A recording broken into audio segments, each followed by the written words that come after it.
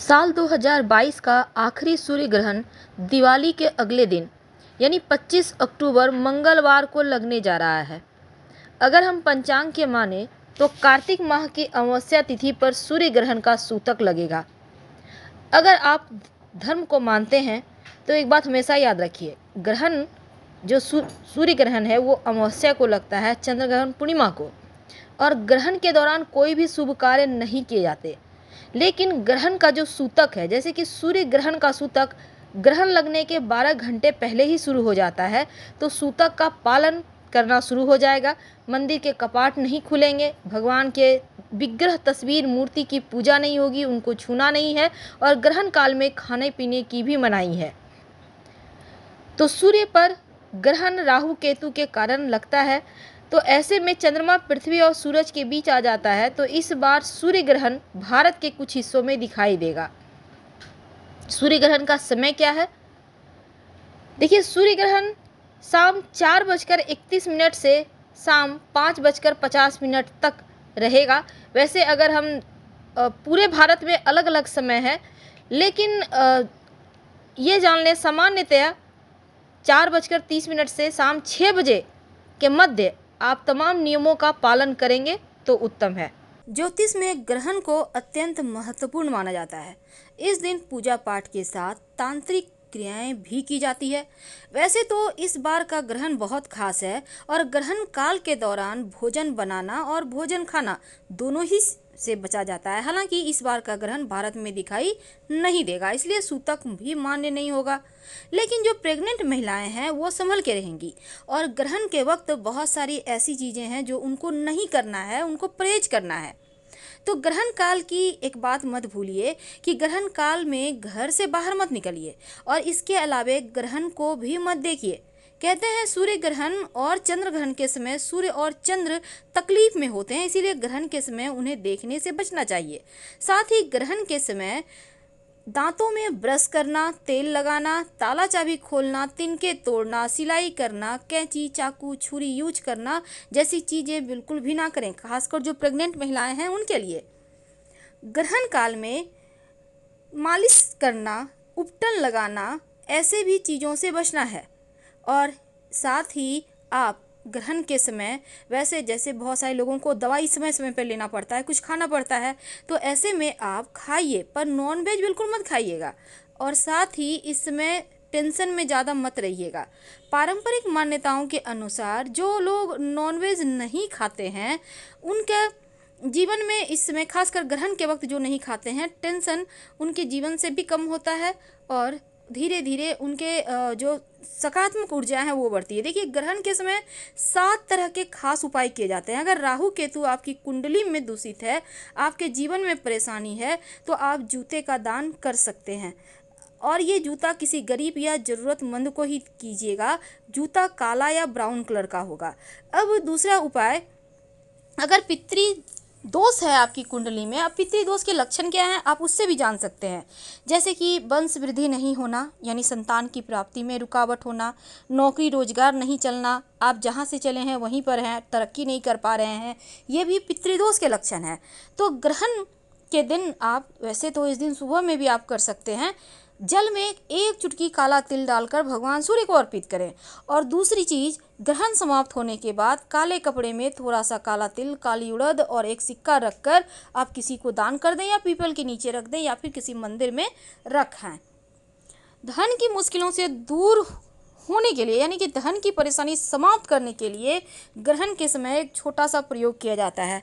सबसे पहले तो आपको एक सिक्का लेना है, भगवान सूर्य के 12 नाम का जप करना है।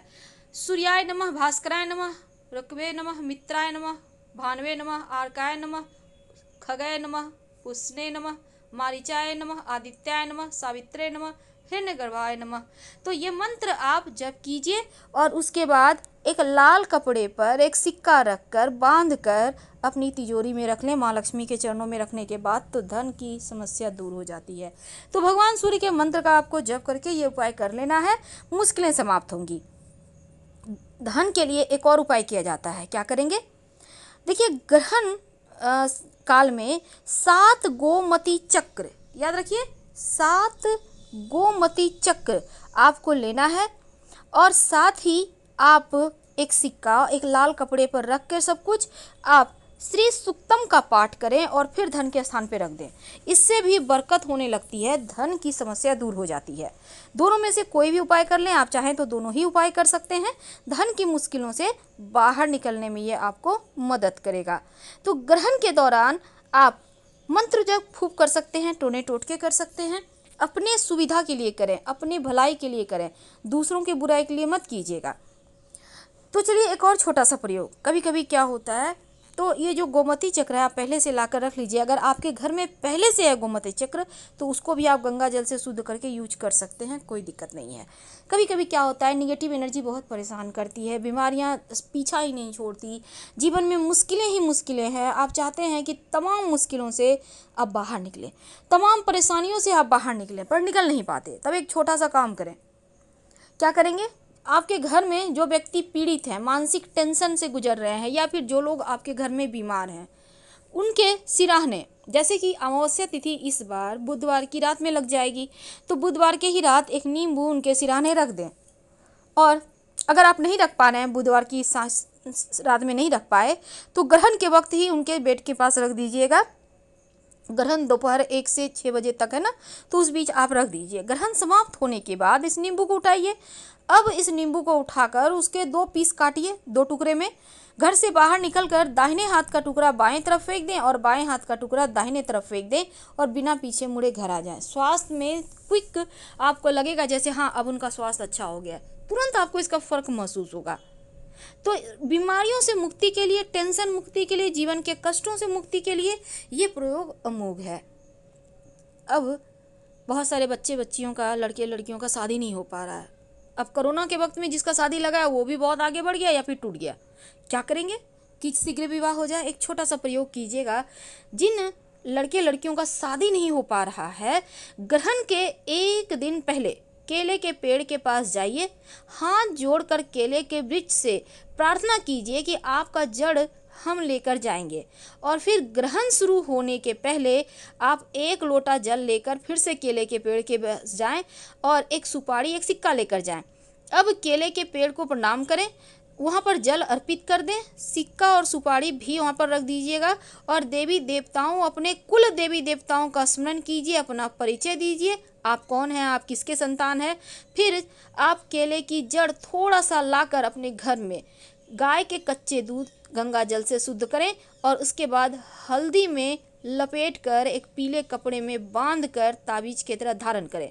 धारण गले में या फिर बाह में कर सकते हैं, कोई दिक्कत नहीं है। तो आप देखिएगा शीघ्र विवाह के योग बन जाते हैं। ये उपाय लड़का और लड़की दोनों ही करेगा। ग्रहण के दिन नमक का विशेष प्रयोग भी किया जाता है।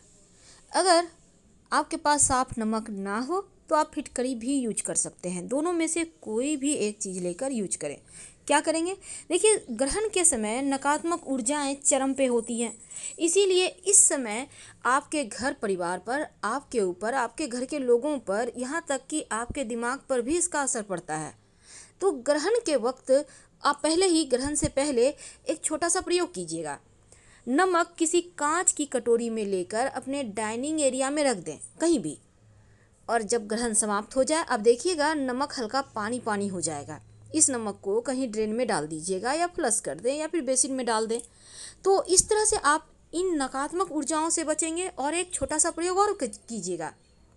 एक कांच के गिलास में पानी ले लें, उसमें 1 चम्मच नमक डाल दें। अब इसको अपने घर के दक्षिण पश्चिम कोने में रख दीजिए और संभव हो तो हल्का सा लाल रंग का नेल पॉलिश या कोई कलर है आपके पास तो ग्लास में लगा दीजिएगा।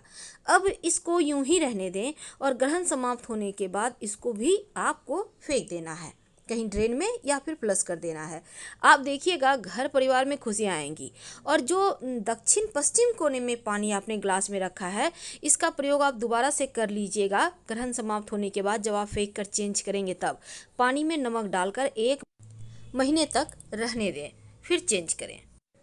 तो कर्ज एक ऐसी समस्या है जो जीवन के उन लम्हों को जीने नहीं देता जिसके आप हकदार हैं। क्या करेंगे?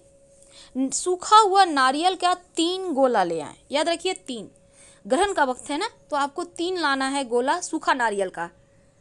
मार्केट में आपको मिल जाएगा। अब आपको चाहिए होगा चीनी। अब नारियल का गोला में या तो छेद करें या फिर ऊपर से थोड़ा सा काट लें। सभी नारियल के गोले में चीनी भर दें, शक्कर जिसको कहते हैं। उसके बाद ऊपर से जो काट के हटाया है वहाँ पे लगा दें।